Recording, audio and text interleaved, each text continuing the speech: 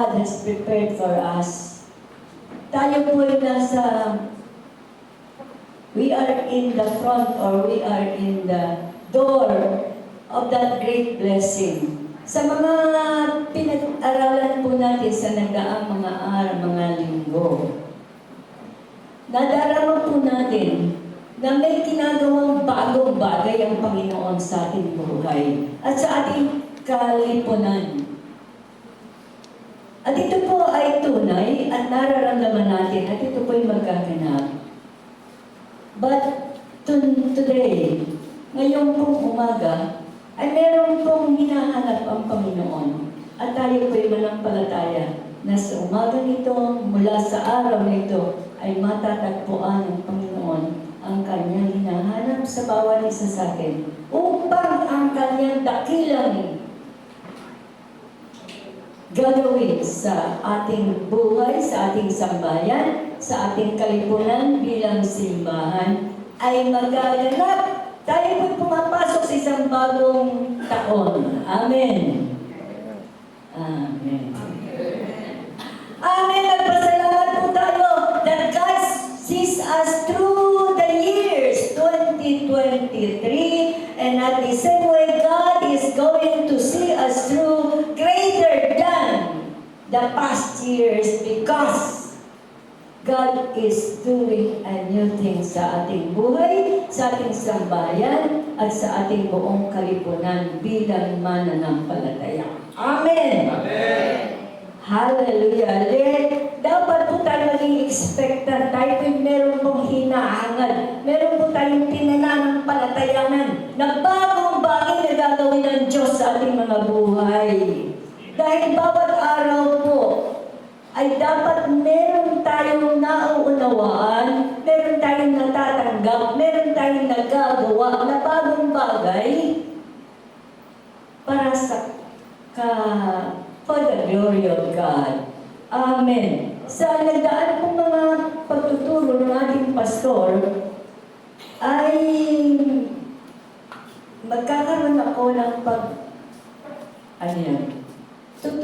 itutuloy natin. Sa Romans chapter 12, 1 and 2, upang ang hinahanap ng Panginoon sa bawat isa sa atin ay maganap at ganapin naman niya ang kanyang kalooban sa ating buhay, sa ating sambayan at sa ating kalipunan bilang Kristiyano. Kaya nga mga kapatid, alang-alang sa mayamang, ano ito? Sagara. Ano yan? Oh, thank you. Ano ito? Romans 12. Basahin ko dito. Kaya nga mga kapatid, alang-alang sa masagalang habag ng Diyos sa atin, ako'y namamanhid sa inyo, ialay ninyo ang inyong sarili bilang handog na buhay. Sabihin nga po natin buhay. Buhay. Banal. At kalugod-lugod sa Kanya. Ito ang karapat-dapat na pagsamba sa Diyos. Amen. Ang milagro po para maganap ay may dalawang bahagi. Ang bahagi ng Diyos na pinananampalatayan natin na kaya niyang gumawa ng lahat ng bagay. In God whom we trust, all things are possible. Amen. Kaya lang po may bahagi tayo, may hinahanap ang Panginoon. At ito po pinapahayag na sa atin ng ating pastor. Ngayon po umaga ang pag-aaralan natin is a life that is sanctified. Isang buhay na banal at kalugod-lugod sa Diyos na siyang ating karampatang pagsamba sa Kanya. Amen! Amen! Handa po ba kayo? Amen! Sasabihin nyo, di ba yung sanctified o yung consecrated life, hindi naman kami pastor, hindi naman kami manggagawa sa simbahan. Kami naman ay nakikinig lang. Ang totoo po, tayong lahat ay pinaging banal na ng Diyos. Amen. Kasi wala po tayong magagawa upang ang ating buhay ay maging kaaya-aya sa paningin ng Panginoon. Ito po yung napag-aaralan din natin na sa Galatians 3:27 na dahil tayo nasa Panginoong Jesus, sabi po sa English, because we are in Christ Jesus, we have been baptized in Christ Jesus, we put on Christ. Amen. Ano ba sa Tagalog?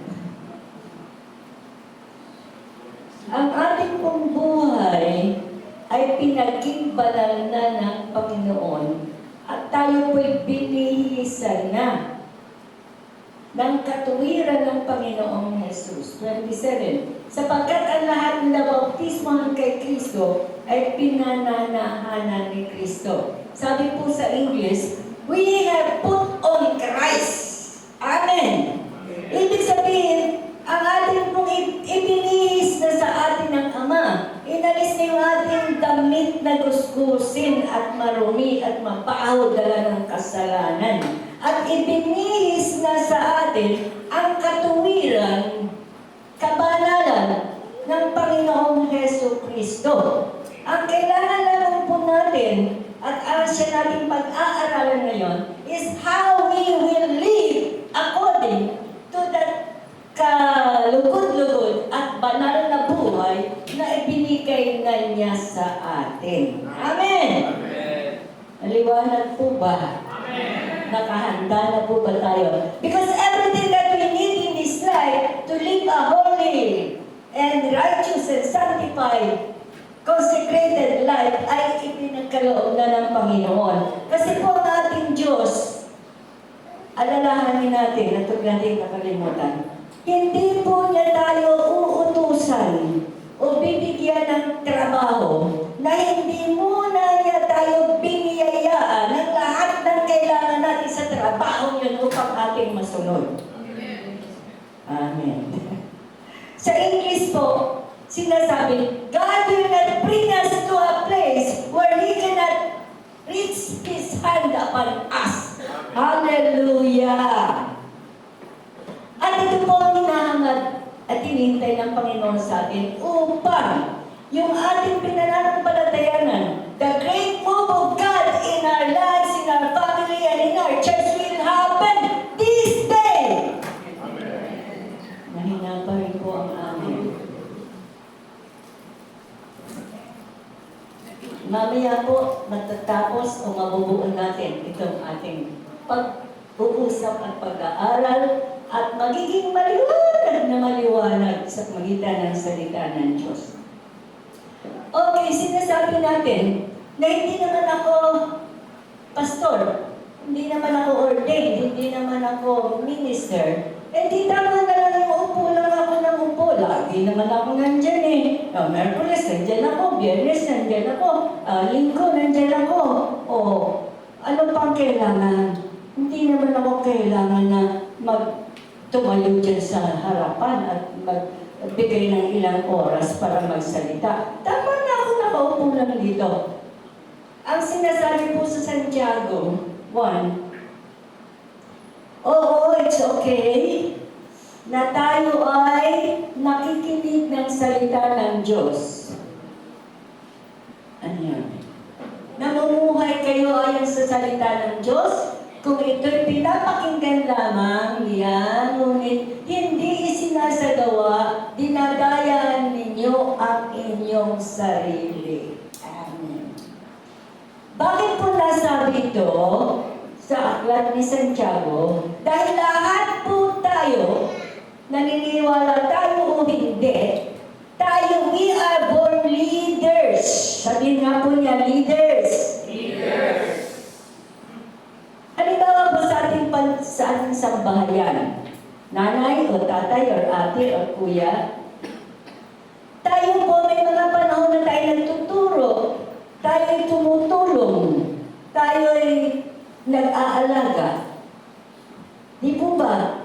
Sa malaki o maliit na kaparaanan, every time every day, for everyone. We are leaders, and leaders are born in times of crisis. Sa panahon po ng pangangailangan, dumarating po at doon nakikita ang ating pagiging leader. Malaki o maliit na bagay, tayo po'y ginagamit ng Diyos na tayo ay mga lingkod. Halimbawa po, noong isang Sunday, may nakasakay ako. Tanong siya sa driver sa bus. Saan ba yung ganon? Saan ba yung ganon? Eh, narinig ko. Sabi ko, bababa tayo dito, sumama ka sa akin. Dahil yung pupuntahan mo, doon din ako pupunta at sasabihin ko sa iyo kung saan ka bababa. Amen! Hindi ba? May pangangailangan ng tao, alam mo kung ano, sabihin mo, isama mo, tulungan mo. Di ba leader ako? Ganun yun eh. Maliit o malaking bagay, we are pinapatunayan natin at pinapahalagahan natin ang pagkalalang sa atin ng Diyos na tayo, we are born leaders. Amen. Kaya bawat isa sa atin, mabuhay tayo na tayo ay leader. In such a time na may kailangan, nandun tayo. Lalo higit, tayo ay mga anak ng Diyos. Na alam natin na Jesus said, I am the way, the truth, and the life. No one comes to the Father except by me. Kung may nakita kang nangangailangan, kung may nakita kang taong nagugulumihanan, may nakita kang taong nawala ng pag-asa, nandyan tayo. Tayo yung gagamitin ng Diyos upang yung kahinaan ng tao at kawalan ng pag-asa ay maipagkaloob sa Kanya at magkaroon ng bagong buhay at bagong pag-asa ang tao. Di po ba? Kung nakita niyo mga post ko yung doon sa Iloilo, yung po mga pulubi sa gilid ng simbahang Katoliko, inuupuan ko po yan. At pinapaalala na sila'y mahal ng Diyos. At hindi sila dapat panatili sa pamamalimos. Yung po mga tindera sa palengke, na panahon ng pandemic, nawawala ng pag-asa. Pinupuntahan ko po yan at kinakausap. Para makausap ko sila, kahit bakit ang tinda nila, binibili ko po. Yun ang aking kaparaanan upang makausap ko sila. Bibiliin ko muna yung tinda nila kahit hindi maganda. Tapos, tatanungin ko, saan magaling itong tinda mo? Yan. Di siyempre, yung attention ko nasa kanya, sasagot na siya hanggang madala ko siya sa pananalangin sa pagtanggap sa Panginoong Yesus. Amen! Ganon po ang leader, maliit o malaking bagay ay magagawa natin para sa Panginoon. We are born leaders in such a time as this. Ang haba po ng aking introduction. At sasabihin nyo, maaaring hindi naman kayo nakakarinig sa Panginoon na kayo pupunta sa misyon. Yan. Hindi naman ako pupunta sa misyon eh. Bakit kailangan ko pang magpakabanal at magpaka-consecrate? Mamuhay ng kalugod-lugod sa Panginoon. Tama na yung hindi ako nagkakasala. Pero tayo po, ayon sa ating mission and vision, ito po simbahan, ito ay meron pong misyon. At tayo po'y bahagi ng misyon na yaon na ipamalita ang magandang balita ng kaligtasan at buhay ng Panginoong Yesus bilang bahagi tayo ng plano ng Diyos to expand the kingdom of God here on earth. Amen. Eh, ano po ang ating ginagawa bilang bahagi? Yung po, at kung itong ating pag-aaral ngayong umaga ay ating magagawa sa ating pang-araw-araw na buhay, malaki po ang magagawa ng Panginoon sa bawat isa sa atin as a group, as a church, so that we can fulfill the vision and mission that God has given to this church in God's perfect time. Amen. Mahina pa rin po ang amen. Hallelujah! Amen. Wala po kang almusal?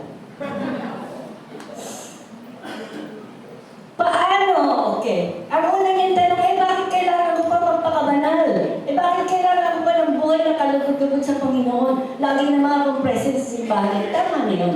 Lahat po tayo ay hinihintay ng Panginoon na maipakita o maihandog ang ating buhay na binanal na ng Panginoon at ginawa ng kalugod-lugod. Kailangan lang ay panatilihin natin ito para sa kanyang kapurihan at upang magamit din tayo sa kanyang kaharian. Amen po ba? Amen. Hindi po yan mahirap, nandyan na. Ikikilos na lang natin, ipamumuhay na lang po natin. Siya po lahat ang nagbigay na at kailangan lang natin gamitin.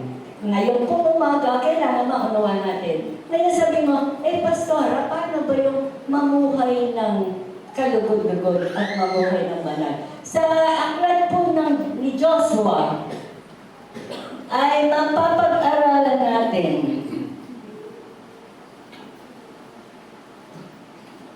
na pwede natin magawa. Magaganap din sa ating buhay ang pagtatagumpay sa pag-aaral natin sa buhay ni Joshua. Ano yun? Joshua 1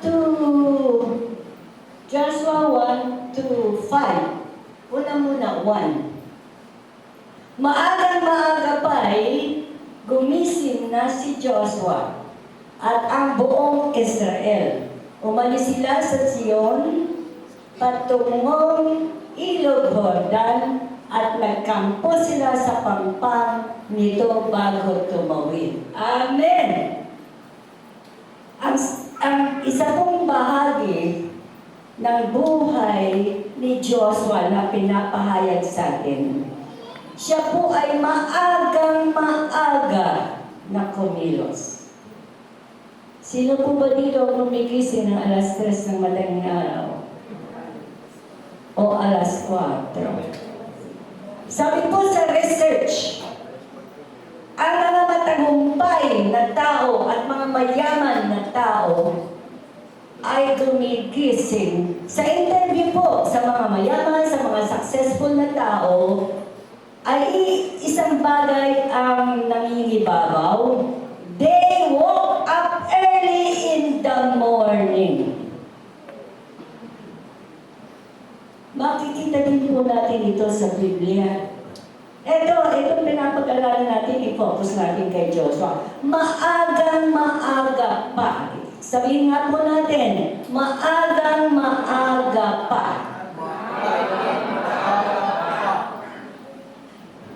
Yun po pala ang hinahanap ng Panginoon na sa kaagang-maaga tayo nakikipagtagpo na sa Panginoon. Maagang-maaga. Ganun din po ang ginagawa ng Panginoon Jesus. Ibinigay na po niya sa atin ng example. Sa lahat ng kahit saan siya pumaparoon, tulog pa ang kanyang mga disciples, lumalakad siya at humahanap ng tahimik na lugar at doon siya nakikipagtagpo sa Ama. Meron po akong nabasang konting maliit na kwento. Meron pong tao mahirap at nagkatrabaho siya araw-araw. Pero bago siya pumunta sa trabaho, dumadaan siya sa simbahan. Hindi naman po siya mahabang mag-pray, pero sinasabi niya, Panginoon, ngayong umaga, nandito po ako, kinakatagpo kita. Yun lang ang essence ng kanyang pagpunta sa simbahan. Ginagawa po niya ito lagi. Isang araw, hindi siya dumating. Dahil siya ay na-hospital. Salamat po kay Brother Barry, Len, na nakauwi na. Yun pong tao ito na lagi pumunta sa simbahan at nag-greet sa Panginoon, kinakatagpo niya ang Panginoon bago ang lahat. Bago siya magtrabaho. Hindi po dumating na isang araw. Pero nung siya po ay nasa ospital, nadama niya na sinabi sa kanya ng Panginoon, ngayong araw na ito, kinakatagpo kita. Hallelujah! Kaya ang Panginoon po, hindi po niya nalilimutan ang ating mga ginagawa para sa Kanya. Ngayon po umaga, kinatagpo natin ang Panginoon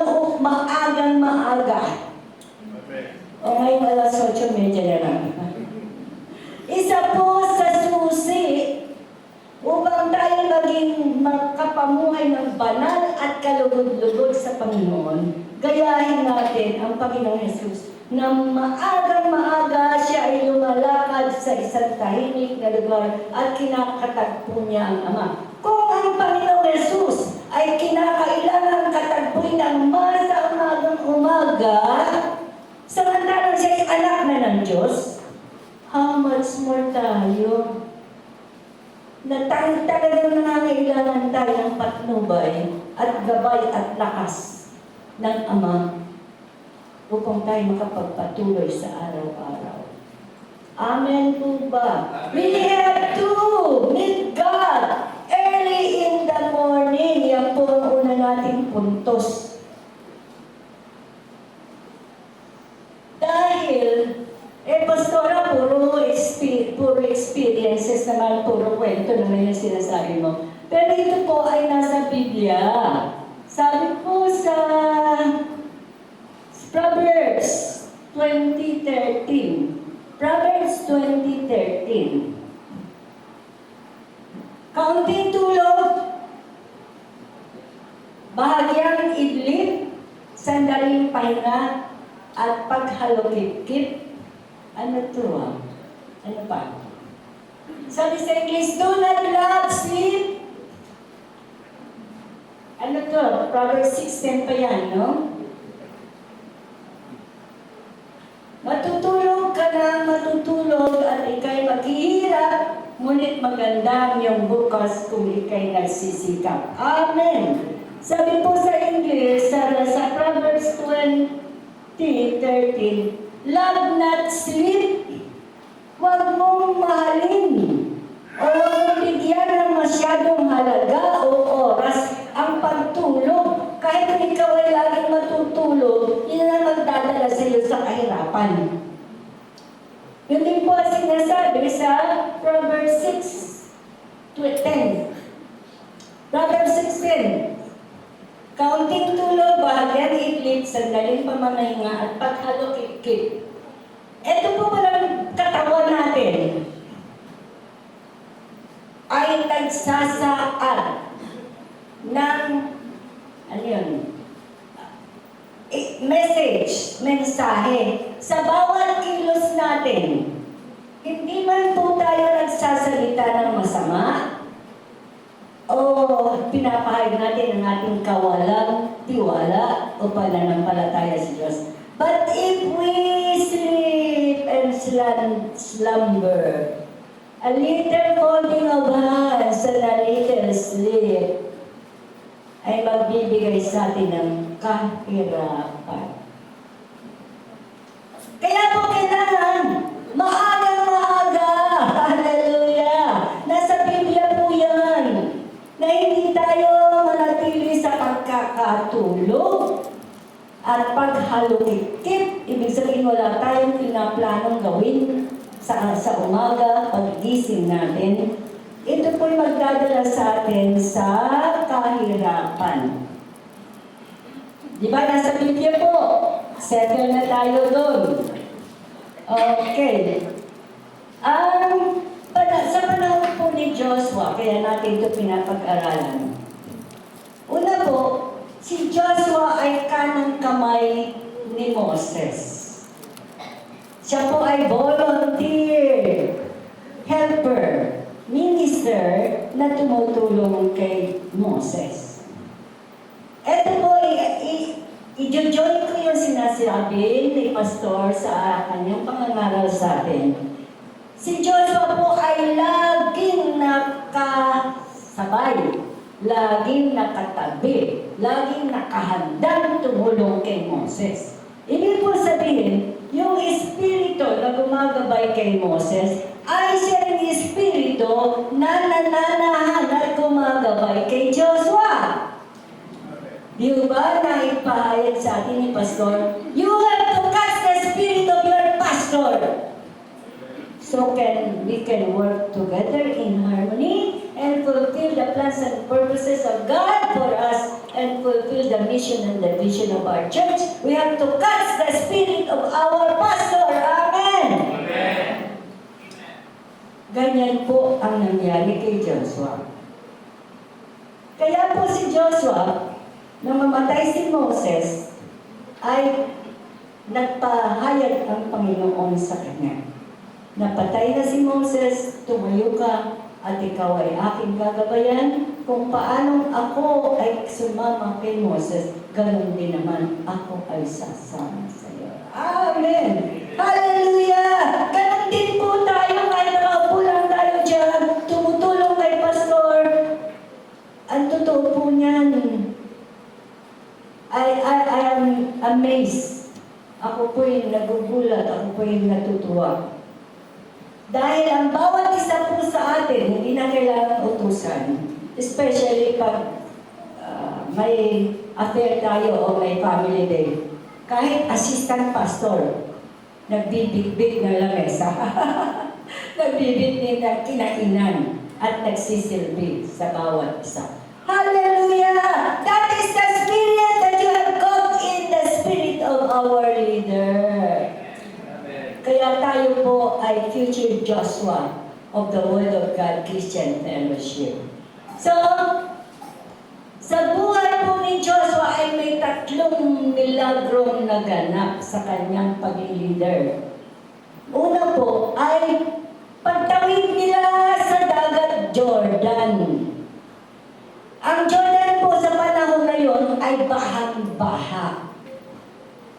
Pero dahil sinabi ng Panginoon na sila'y tatawid, maghintay lang sila ng 3 araw. And that is what they did. 3 araw, pagkatapos ng 3 araw, kahit bahang-baha pa yan, maagang-maaga pa sinabi ni Joshua na tayo'y tatawid na. Pagkatapos maghintay ng salita ng Diyos at utos ng Diyos sa kanila in that day after 3 days of waiting. Kaya nakatawid po sila sa Jordan River kahit pa na ito puno ito ng tubig. Tandaan po natin, ang ginawa din ni Moses is to divide the Red Sea. At dahil siya ay minister o alalay ni Moses, the same miracle of dividing the Red Sea and crossing the Jordan River happened in the life and ministry of Joshua. Nakikita po natin dito, anong milagro, anong magagawa ng ating leader is the same way and even more done. Dahil tayo we catch the spirit and the vision and the mission of our pastor, then we can do the same way. Amen po ba? Amen. Kamukha ni Moses. By God's favor and miracle, He divided the Red Sea. Ito din si Joshua. Yun din ang unang nangyari. Nakatawid sila sa dagat ng Jordan. And pangalawa, conquest of Jericho. Ang Jericho po ay imposible sa tao na mabuhat ang kanilang walls. Kasi yung kanila pong pader ay 9 inches thick. 9 inches ang kapal ng kanilang pader. And what is the miracle? Dahil sumunod sila sa instruction ng Panginoon na sila iikot ng 7 beses, sa ika-7 beses ay sisigaw sila, and that is what they did. And miracles happened. The walls of Jericho fall down. Ano po ba ang wall sa ating buhay? Na gusto nating mag-iba. Kayang-kaya po yan ng Panginoon. When we obey God in His Word, at tayo po ay susunod ng walang atubili. Habang pinag-aaralan ko po ito, ako po ay naalala ko ang mga simbahan na pinuntahan ko na sila ay faithfully having morning prayer. Meron po kami sinimulan sa Sara, sa Arante. Ang everyday, alas 5, they come together and worship God. and have the Word of God bago sila gumawa ng anumang kanilang gagawin. Ganon din po sa Sunday, ang kanilang service is 5 o'clock. Upang kung ano man ang kailangan nilang gawin sa araw, ay magagawa nila dahil tapos na sila maagang-maaga na nagsimba na. Amen!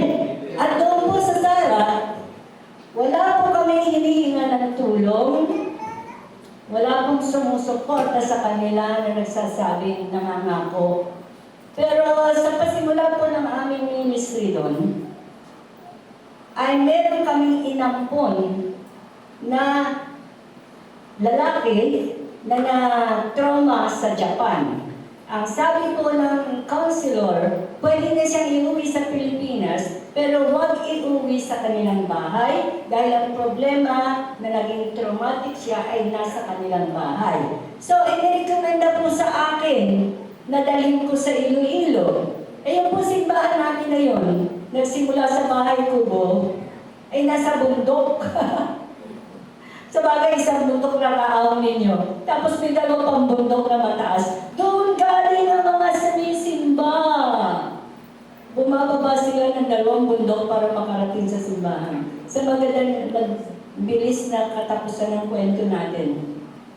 Mag-ina po yun at yung na-trauma lalaki. Inalagaan po doon sa simbahan yun hanggang gumaling. Hallelujah! Hindi po sila humingi sa akin ng anuman. Sa bagay, binili ko po sila ng bahay. Wow! Binili ko sila ng bahay. Sabi nga ng anak ko, alin ma'am, yung bahay mo na 50 pesos? Hindi naman 50 pesos, 1,000. 1,000 bahay kubo. Binili ko para doon sa bahay ng mag-ina. At iniakyat pa ng tao doon sa bundok. Hallelujah! At sa kapangyarihan po ng Diyos, nagbago ang buhay ng mag-ina na yun at bumalik sa tamang pamumuhay. Amen! Pangalawa po, may binigay naman sa amin ng Lokarit. Lokarit. Salamat po sa Panginoon dahil inalagaan din siya at nakauwi ng bahay na hindi na natama na ang kanyang pag-iisip at nagkaroon na sila ng baby. Ganun po ba? Sa maliit o malaking kaparaanan, tayo nagiging leader at tayo nakakatulong at ang Panginoon ay nakakakuha ng milagro sa ating mga buhay at sa buhay ng mga taong ating tinutulungan. Maliit lang po mga hakbang ang ating pwedeng gawin, and then God can do great and miracles sa mga tao na ating tinutulungan. Kailangan lamang po niya ng tao na nananampalataya at kumikilos at namumuhay ayon sa kanyang kalooban. Tayo po yun, di ba? Mahina po. Amen! At ang pangatlo pong milagro na naganap sa buhay pamumuno ni Joshua bilang leader, yung pong Kanaan ay doon na sila nakatira. Na-conquer na po nila ang Kanaan sa magitan ng leadership ni Joshua. Kaya po natin pinag-aaralan itong katangian ni Joshua na sumusunod sa Panginoon. We can conquer! Ang mga barangays, amen! Isa pong nasabi po yung barangay. Meron din po akong natulungan na isang simbahan na kami po ay nag-morning watch din.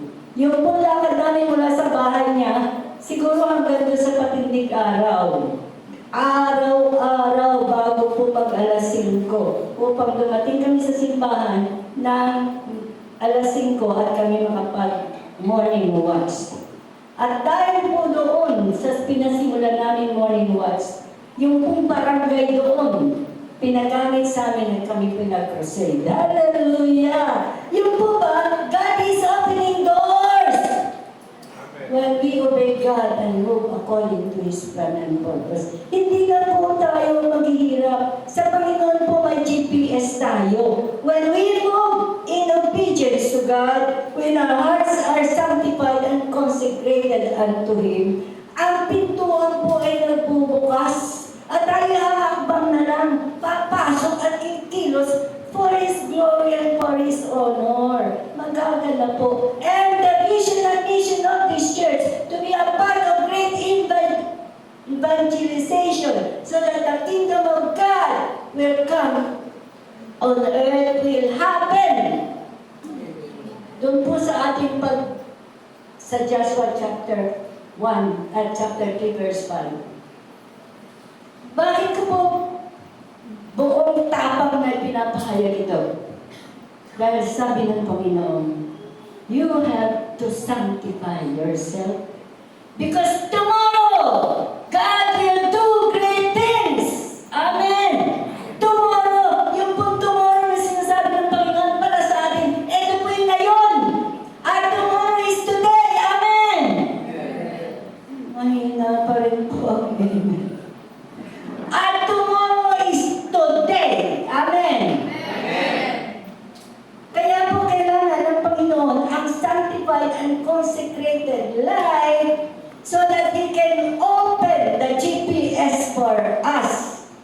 Because He promised that tomorrow, God will do great things for us. Amen. So we have to desire to be sanctified so that God can do. Okay, una po na ating pinag-aaralan is we have to move immediately. Early in the morning, ano po yung pinapagawa sa atin ng Panginoon? First is that we have to have a sanctified life. Tinuturo po ito sa atin ni Pastor. Itemize, o isa-isa sinasabi. Ano ba yung hindi dapat gawin? O hindi ka manood ng concert ng mga bakla at tomboy. Isa-isa po yan tinuturo ni Pastor. Ngayon po, sinusummarize ko na lang. God needs a sanctified and consecrated life so that we can fulfill the vision and mission of this church that God has given unto us this year. This year is the year. Amen. Pangalawa pong punto sa ating pag-aaralan is si Moses, si Joshua, sa verse 2 ng Joshua 3, meron pong mga alalay si Joshua. Pagkalipas ng 3 araw, naglibot sa kampo ang mga pinuno. Then next. At sinabi sa mga tao, kapag nakita ninyong dala ng mga pare at Levita ang kaba ng tipan ng Diyos ninyong si Yahweh, lumakad na kayo at sumunod. Amen, amen, amen. Ang ating pong leader, ang pastor po na itinayo ng Panginoon dito, ay siya pong nangunguna. Pag nakita niyo na siya'y kumilos, sumunod na kayo. Yung po ang ibig sabihin nitong ating binabasa. Ibig po sabihin, we have to respect, and we have to obey, and we have to love spiritual leaders over us. Hindi lang po tayo maaga-maaga kumikilos. Ito po ay ating personal na devotion na tayo ay nakikipagtagpo sa Panginoon maagang-maaga. And pangalawa pong puntos na pinag-aaralan natin dito, we have to respect authorities over us. Wala pong pwedeng tao na magtagumpay na hindi siya gumagalang, hindi siya sumusunod, at hindi siya kumakilala sa kanyang leader. Maaari pong sa simula, may nakikita silang maganda sa kanilang ginawa. Pero hindi po ito magtatagal.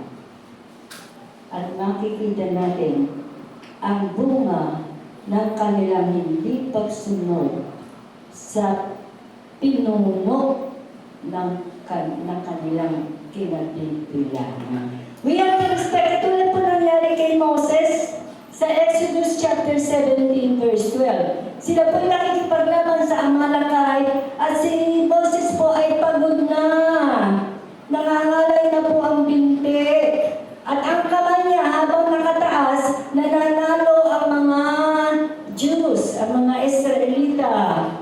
Nandun po si Joshua at si Hur and si Caleb na nakita nilang napapagod na si Moses, binigyan nila ng bato na upuan at tig-isang kamay itinataas. Ganun po ang halimbawa ng pagsunod sa ating spiritual leaders. Ano po ang kailangan natin maitutulong ay atin pong itutulong upang magpatuloy ang plano ng Diyos sa atin bilang kalipunan. Hindi po aksidente na tayo sama-sama dito.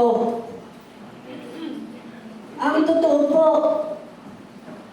bigla lang akong pinadala ng Panginoon dito nang maaksidente ang anak ko. At ano yun? I acknowledge na it is God's plan and purpose kasi po, noong panahon na kami nasa kagipitan, sa panahon na kami nasa kahirapan, sa panahon na ako'y nag-aalala sa kalagayan ng aking anak, ang hindi niyo napapansin, nandito ako at dito ko humuhugot ng kalakasan spiritual. Alam niyo man o hindi, but that is the truth. That I am here, God sent me here for a divine purpose. Amen. Lahat po tayo ganyan. Tayo po'y dinadala ng Panginoon sa mga lugar na kung saan ayon sa kanyang kalooban upang makamtan natin ang kanyang kalooban at matupad natin ang dapat natin matupad para sa kanyang kaluwalhatian. Meron po tayong dapat sundin. Una is tayo po nakikipagtagpo sa Panginoon maaga so that we can ask God His instruction for us for the day by day. Amen. At pangalawa po, we are to respect and obey and have concern to our spiritual leaders. Katulad nga po nang nangyari kay Moses, napagod na siya at hindi na siya makakatagal. Pero inalalayan siya ni Caleb at ni Hur. At samantalang nakataas ang kanyang kamay, si Joshua na nakikipaglaban sa mga Amalekites ay nananalo. Pero kung ibaba po at napagod na si Moses, natatalo ang Israelites. Kaya kailangan po ay itaas natin, and we have to obey and respect and have concern to our spiritual leaders. Huwag na po tayong magtanong ng ano ba yan? Bakit ba ganyan? The appointed spiritual leader of the time na kung saan tayo naroon, we have to respect regardless of. Meron man tayong tanong, kalimutan na natin yun. Because God's example for a person who is sanctified and consecrated is have this respect and obedience and the pagsunod at pagtulong sa spiritual leaders above him or her. Sa verse 3 po ng Joshua 3, sinasabi dito, the Ark of the Covenant. Pag nakita nyo na ang Levita at ang mga pare dala ang Ark of the Covenant, ay sumunod kayo. Tayo po ngayon, ang mga spiritual leaders, tayo po sa ating buhay bilang Kristiyano, ang pinananahanan ng Diyos. We have the presence of God in us, samantalang tayo namumuhay na may kabanalan at may kalugod-lugod na asal. And we have to make time. Tayo po'y susunod. Di ba? Kaya kayo'y sumunod na. Tayo po'y susunod. We respect one another.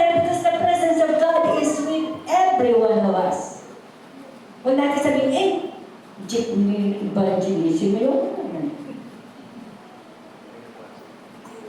Gusto ko punta nito ito, ay handa ko pag-please ko sa Manila Hotel.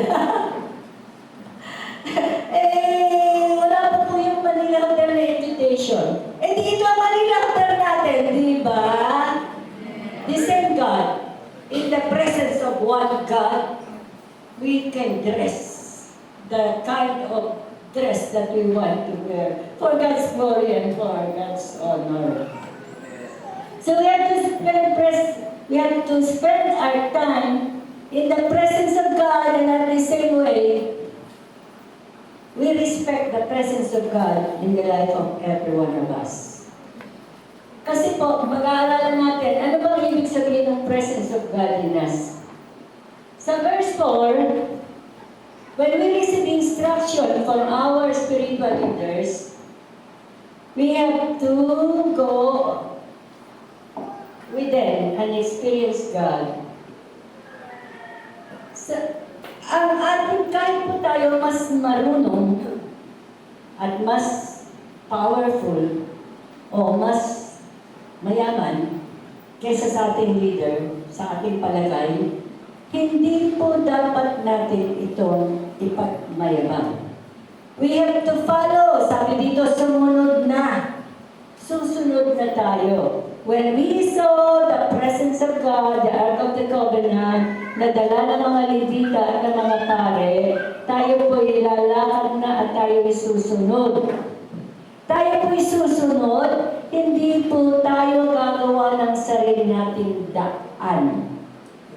We have to follow our leaders because God has ordained them for us to follow. Kasi hindi pa natin alam.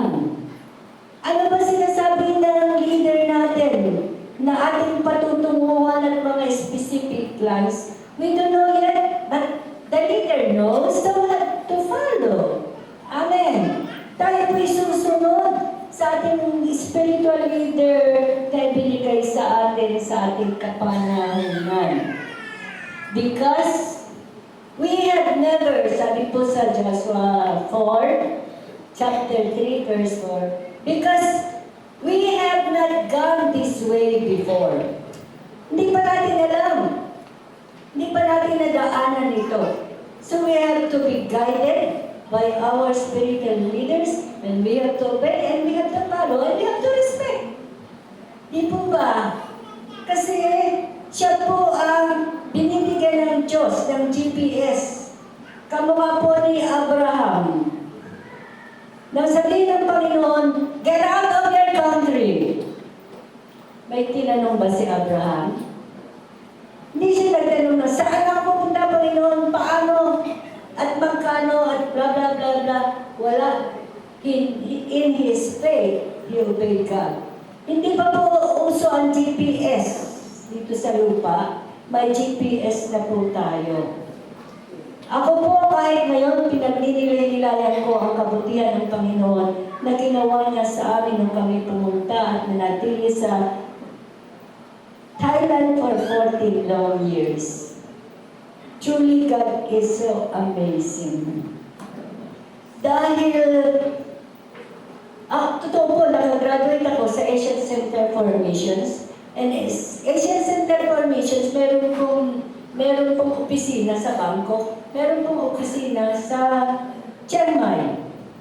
At ako po nanatili ng parang isang linggo sa Bangkok. And I prayed, Panginoon, dito po ba ako mo dinadala? At yung mga nagtitinda ng mga siopaw at mga ano doon sa kalsada, yun po ang aking pinupuntahan at sinesharean. Tapos sabi ko, Panginoon, it is, kasi marami namang mga kagraduate ko din na enjoy na doon. But I believe, it is to say, madali lang magsunod-sunod ka dun sa mga iba. It is just easy to follow the crowd, di ba? Kasi wala kang responsibility eh. Sunod-sunod ka lang sa kung sino-sino dyan nandyan. But it takes faith, total faith, and solid faith to stand one alone in God's presence. You are everything that you do. And you have to be sincere and to be sure of where God is leading you. Malaki pong desisyon ang dapat kong gawin. Dahil meron pong direktor ng office sa Bangkok. Meron pong direktor ng office sa Chiang Mai. But God is so faithful kasi magpapasko nun, yung director ng office sa Chiang Mai dumating. Nandun din po kami sa Bangkok. At meron po pala akong kaibigan na classmate ko na sa ibang lugar nag-minister. At tatlo po sila mga leader na nag-usap-usap at ako po yung nakikinig. At pinahayag sa akin ng Panginoon that it is easy for a person to stand alone with God in faith. Hindi po ako susunod-sunod sa mga taga-Bangkok, hindi rin po ako susunod-sunod sa mga taga-Chiang Mai, but God is leading me in a new path. Sa isa pong bagong lugar na kami nakapag-establish ng bagong chamber, bagong office, at sa Panginoong kabutihan at kagandahan loob at kapangyarihan. Hanggang ngayon po, ay naka-start po kami doon ng Bible School, naka-start po ng eskwelahan para sa mga Burmese, at naka-start ng hotel para sa mga Burmese na illegal immigrant hanggang ngayon.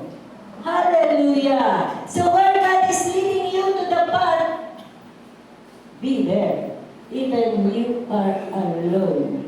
Because God is with you to lead you in everywhere. Huwag po tayong matakot because may GPS po tayo sa loob. God is guiding us in every step of our way. Kaya tayo po ay sa ating pong pananampalataya sa Diyos. At it is settled in our hearts that God has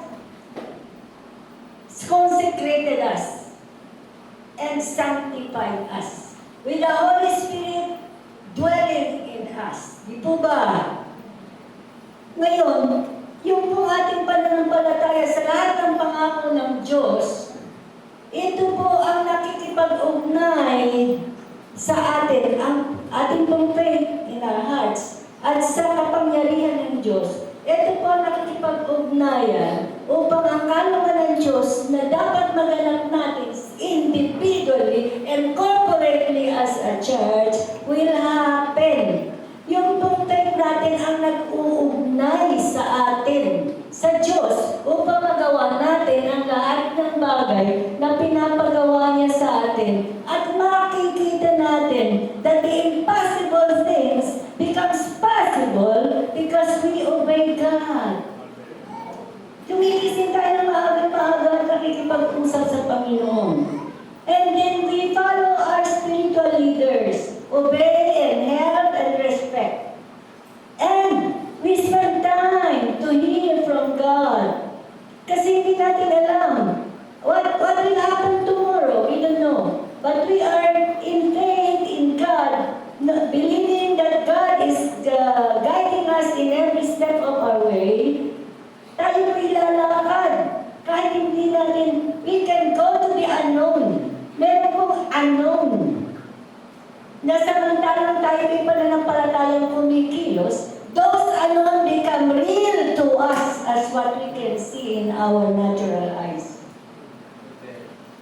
Sa Iloilo po ayaw silang maniwala sa akin na I went to Thailand and stayed there for 14 years, but I never asked anyone else to help me or support me in that mission. Eh, paano nangyari? Di ba sabi sa Deuteronomy 18, surely His blessing will overtake you. Kumilos ka, and then the blessing will overcome. Aabulin ka ng blessing dahil ikaw ay kumikilos ay sa kalooban ng Diyos, di ba? Eh kung ikaw naghihintay ng milagro bago ka kumilos, ay aabutin ka ng Pasko at bagong taon. Ulit, wala ka pang nagagawa kung di naghihintay. You have to move early in the morning. You have to support and respect and obey and help spiritual leaders. And we have to spend time stand with God. Hear from Him because He has the guidance of the Holy Spirit na pinagkakalob sa atin. He is our GPS that we can do great and mighty things. Ay, samantala tayo humahakbang. Okay, bigyan ko kayo ng isang halimbawa. Paano ako nasuportahan sa Thailand? December po, ang Asian Center for Missions wala akong pangako na susuportahan ang mga missionaries na kung saan pupunta. Ako po ay po dumating sa Thailand ng December 7. January, may pinadala sila sa amin kasi may bago na po kami opisina. Hindi ako nanghingi ng pera sa office para makapag-start kami ng bagong opisina. Meron po nag-ampong sa amin na Foursquare na President of the Foursquare Gospel sa Thailand. Okay. Naka-start po kami doon ng Bible School. January po, may dumating, may pinadala sa amin mga missionary, ano po yun, mga trainees pinadala sa akin para obserbahan ko at i-train ko. Pagdating po nila, isang buwan pa lang po, di ba? December dumating ako, January, nandun sila. May binigay sa akin sobre. At binasa ko yung sobre, nakita ko may $300. Binasa ko yung nakalagay. Sabi niya, Pastora, we do not promise you na ikaw ay umalis. Pero ikaw lang ang unang-una naming missionary na susuportahan with $100 a month wherein we will send to your account every 3 months. Hallelujah! Sigurado po na ang biyaya ng Diyos ay hahabol sa atin dahil tayo kumikilos ayon sa kanyang kalooban. Amen! Yung po ang sabi ng Biblia. We have to move. And then the blessing will overtake us. Hindi kumilos po tayo. Even it is so impossible. It becomes possible because we obey God with faith. And with our faith, we are connected to God. And God is leading us with His GPS at all steps of our way. Hallelujah! Exciting di po ba? So lumakad na tayo. Let us move with God. Important weapon. Ito po. Faith in our hearts. Ang ating pong pananampalataya na nakapuno sa ating puso, naiilongga na po ako. Meron pong research na our heart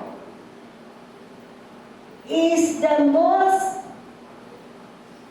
powerful electromagnetic 60 times more than our brain. Kaya po pala, meron namang ibang research na nagsasabi na the heart, kung saan puno ng pag-ibig, it will dispel lahat ng hindi magandang emosyon. Ang lahat po ng anger o jealousy or envy or whatever yan, mga hindi magandang damdamin ng tao ay hanggang kung bibigyan natin ng figure, hanggang 175% lang. But with love and faith in our hearts, ito pong pusong ito po pala ang nagko-communicate. Because our heart has 60 times powerful ang frequency kaysa sa ano pa mang bagay sa mundo. And with this heart that is settled in God, the impossible becomes possible. Amen! Paano po nangyari? Meron pong sa Thailand, sa Thailand, 3 beses na po akong nakabalik-balik sa London. 1 buwan, 2 buwan ako nakakatili sa London. Paano po ako nakakonekta sa taga-London? Nagkakaroon po ng problema, yung kakilala ko, sinabi, ate, pwede ba tulungan yung register namin sa bangko kasi namumroblema sila sa immigration. So I spent 2 weeks, sabi ko, humingi muna ako ng permiso sa aming Bible school na alis ako ng 2 weeks kasi tutulungan ko yung nahihirapan ng missionary sa bangko. Ang nangyari po, dahil nakita ko yung mga papeles nila na okay pala, pwede silang makakuha ng visa, pwede silang makakuha ng work permit, and I worked on that, hindi na po ako pinakawala ng kumpanya. Kaya po, sinuportahan ako ng kumpanya sa pagpunta ko at pagbalik. Papunta sa London at papunta sa Thailand. Isa po sa mga visit ko sa conference sa London, meron po ako nakasama sa bahay na Swiss na babae. Eh siya po may emphysema na wala makagamot sa kanya. Pinag-pray ko po siya at siya'y gumaling. Ang ginagawa niya, yung mga balita, yung mga ministry ko in English, pinapadala ko sa kanya, tinatranslate niya sa Swiss. At binibigay niya sa mga non-government organization. At isa po doon sa non-government organization na hindi ako kilala at hindi ko rin kilala, ay sumuporta sa akin hanggang ngayon ng $2,000. Hindi po nila ako kilala at hindi ko rin sila kilala. That is how God moves in miracle when we step in faith with all our hearts to obey God, move forward to fulfill the plans and purposes and ministry of this church for God's glory and honor. Yung pong imposible ay nagiging posible samantalang tayo sumusunod na may pag-ibig sa Diyos. Magtatapos po ako sa Joshua chapter 3 verse 5. Ito na. At sinabi ni Jose,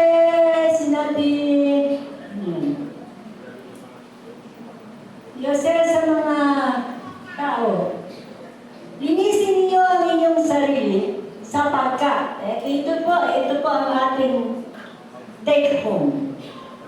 We have to live a sanctified life. Dahil with a sanctified life, God will do great things sa ating buhay, sa ating sambahayan, sa ating kalipunan bilang the Word of God Christian Fellowship, who God has given us a mission and vision to help evangelizing our barangays so that the barangays will hear the love of Jesus. We will share the love and the life of Jesus to them for God's glory and honor. And it is possible living with a life that is sanctified and consecrated to God. Majesty. Tumayo po tayo lahat at kumanta tayo together with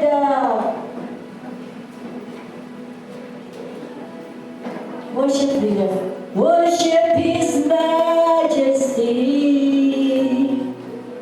Unto Jesus be all glory, honor, and praise.